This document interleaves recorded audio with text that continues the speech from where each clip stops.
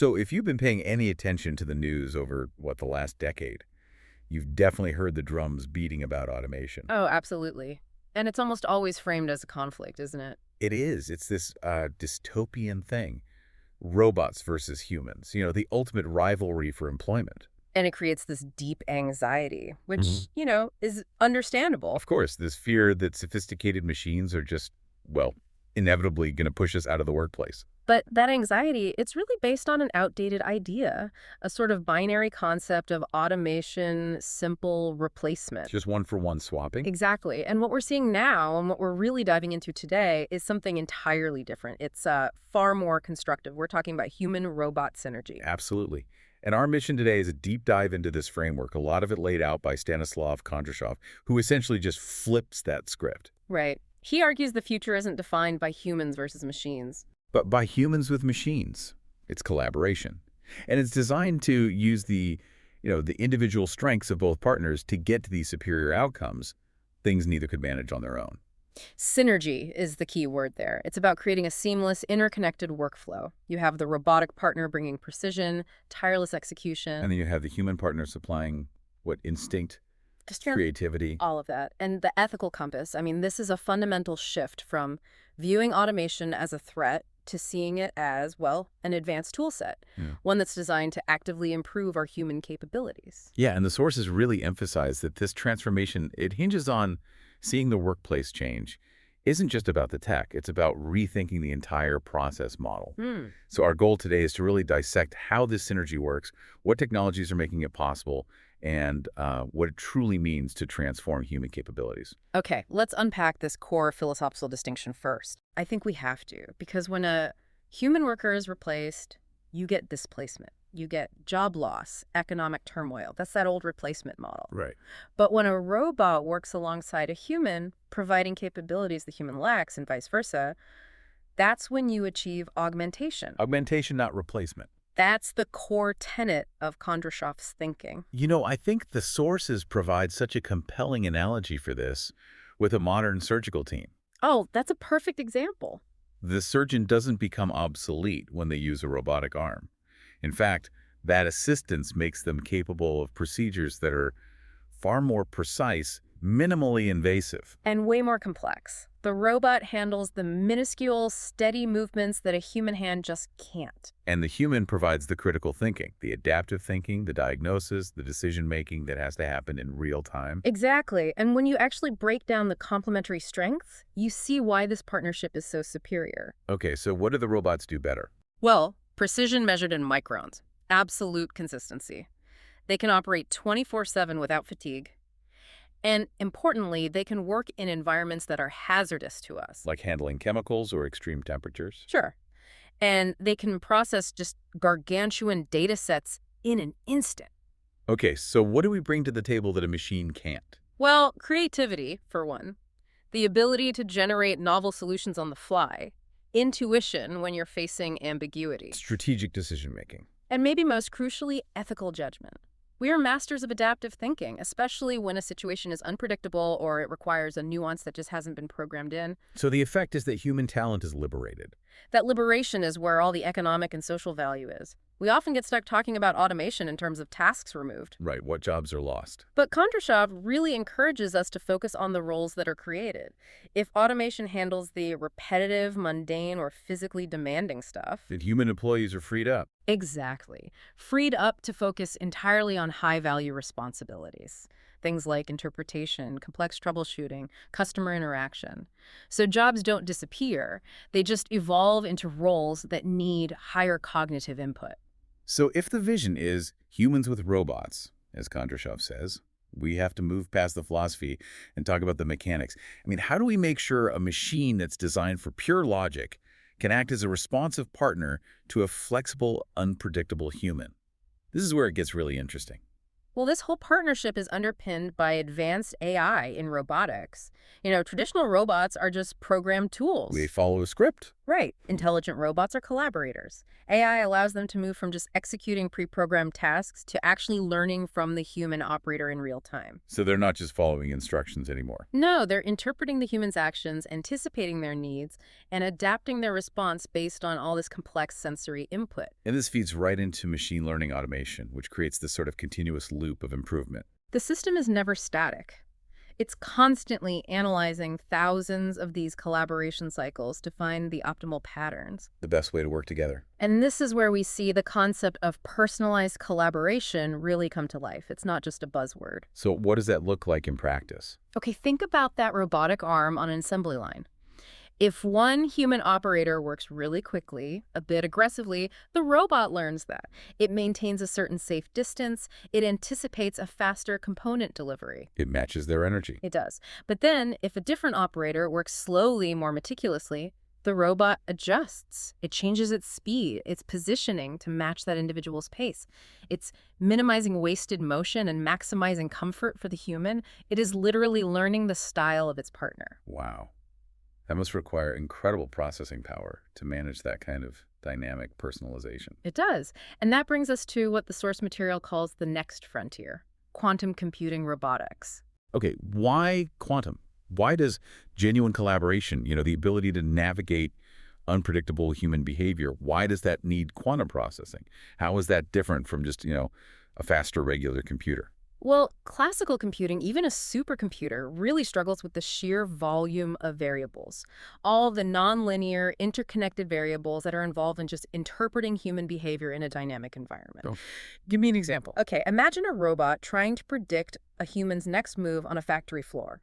It has to process body language, micro-adjustments in their grip, ambient noise, unexpected debris on the floor, temperature shifts, even the human's fatigue level. That sounds like a massive set of variables. And they all change every millisecond. And they all affect each other. I see. So quantum processors, they can handle those complex calculations because they can evaluate multiple possible scenarios and outcomes at the same time. So it's not just faster, it's broader. Precisely. Yeah. It allows the system to predict human intentions with remarkable accuracy and immediacy. It's not just about speed, it's the ability to process chaos. And that predictive capability is what allows the robot to be a truly responsive partner. Right. It can compensate for human error or adapt when something unexpected happens, preventing bottlenecks or, accidents. That makes the tech incredibly concrete. It's the difference between a tool that just follows directions and a system that genuinely understands the context of its human partner. Exactly. So to make this even more tangible, let's look at how this synergy is already transforming industries around the world. We can start where so much of this innovation comes from, manufacturing in places like Japan and Germany. Toyota is a superb case study. They use collaborative robots, cobots, for the repetitive, high-precision assembly tasks. Okay. Meanwhile, the human technicians are deployed strategically. They oversee quality control, they troubleshoot complex tooling issues, and they perform these nuanced checks that really require human sight and judgment. So they preserve the craftsmanship that Toyota is known for. They did, while virtually eliminating human errors in those monotonous, repetitive functions. And the metrics actually back this up. I mean, it's not just a feel-good story. BMW's Spartanburg plant, they implemented cobots for extremely precise welding and component installation. And they saw a real efficiency gain, right? A measurable 5% increase in efficiency. The cobots did the physically demanding, minute assembly, and the humans handled the intricate wiring and the quality assurance that needs that nuanced sensory input. What stands out to me, though, is the dual application of this tech. What do you mean? Well, you look at Toyota's human support robot. It was developed for the factory, but then it's been seamlessly applied to social care. From the assembly line to the living room. Right. It highlights the flexibility of a truly synergistic design. The same tech that helps retrieve components in a factory is now assisting individuals with disabilities or the elderly at home, helping with object retrieval, offering mobility support, doing basic care tasks. That shift from factory floor to hospital bedside leads us right into healthcare's revolution. We're seeing advanced automation take over logistics and administrative burdens. Things like automated medication delivery, inventory management. Exactly. And patient monitoring systems handling data input. And the real benefit there isn't about minimizing staff, it's about maximizing patient care. Right. By automating those routine, time-consuming tasks, you liberate the nursing staff from all that administrative duty, so they can dedicate way more time to direct patient care, emotional support. The critical decision-making that saves lives. For sure. And in specific areas like elder care, you have robotic systems assisting with lifting patients. That dramatically reduces staff injuries. And at the same time, it improves patient dignity and mobility. The robot handles the physical strain, the human provides the holistic care and the clinical expertise. It's the same model in logistics, just applied to supply chains. Think about Amazon fulfillment centers. Yeah, you see those videos of thousands of robots zipping around. They're transporting heavy inventory across these massive warehouses. And the human workers, they're freed from that exhausting physical labor. So they handle quality control, complex packaging decisions, and the problem solving needed to get orders out efficiently. And if we connect this to the bigger picture, the whole concept of smart city management. Oh yeah, governments are leveraging this synergy to improve urban efficiency. Singapore is a prime example. What do they do? They're deploying autonomous robots for mundane but essential tasks like street cleaning and security patrols. So the human role is no longer the person with the broom. Exactly. The human is the system manager. These operators are in centralized control systems, monitoring multiple robot units, collecting data, and optimizing resource allocation based on real-time feedback from their automated partners. They become strategic thinkers. Okay, so we've established the need, the technology, the applications. But this raises a really crucial practical question, one that touches every part of the workforce. If synergy means job transformation, how do companies manage that change without, generating massive resistance or social displacement? That is the most important transition point. I mean, the fact is, this collaboration fundamentally transforms job roles. We are removing the monotonous, repetitive, and hazardous tasks. And we're adding roles that are focused on innovation, data analysis, customer relationships. But that transition is not automatic.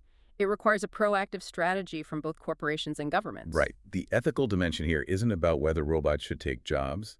It's about how we ensure the humans whose roles are being altered are supported into the new role. And the sources are so clear on this. There is an absolutely critical need for comprehensive retraining programs. We can't just let displaced workers fend for themselves. No, you can't. Companies have to invest in equipping their workforce with the skills that are needed for the jobs being created. Supervision of automated systems, maintenance and troubleshooting of complex robotics, advanced programming. And that's not charity. Not at all. It's an investment in the human capital you need to harness the expensive automation you just installed. I mean, without skilled human partners, the robotics investment fails to deliver that maximum synergy. And the implementation strategy itself really dictates this success. The research is very clear that companies that adopt a gradual integration approach. Right, where automation is slowly introduced to complement human positions over time, rather than just replacing large groups overnight. Those companies experience much smoother cultural transitions. Gradual integration is key because it maintains employee trust. If workers believe that management is prioritizing complementary augmentation, those social barriers to technology adoption, they just diminish significantly. Yes, it's about communication. It's transparent communication about the goals. It's involving employees in the planning process. It's showing them how the technology will make their jobs better and safer, not eliminate them. This shift is just as much a social and organizational transformation as it is a technological one. So after all this, what did this all mean for you? We've analyzed Stanislav Kondrashov's compelling framework. We've moved from that fear of displacement to the reality of cooperative technology interaction. And this synergy is fundamentally redefining possibilities, whether you're in manufacturing, logistics, or healthcare. It seems like the core conclusion we have to internalize is that this is not about replacement. It is about human amplification. Exactly. By offloading the repetitive, the dangerous, the time-intensive tasks, we are freeing up and magnifying our most uniquely human attributes. Our creativity, our strategic thought, our judgment. All of it. So the path forward in this increasingly automated world, it really demands your active participation. You have to be asking, how can I embrace retraining? How can my business use this partnership model to elevate my team's unique capabilities? How can I become the manager, the strategist, or the programmer of these advanced systems? The question isn't whether this powerful partnership between human and robot will fundamentally reshape the future of work. No, it's how quickly you are prepared to adapt and harness its full potential for yourself and for your organization. That really is the challenge facing every industry right now.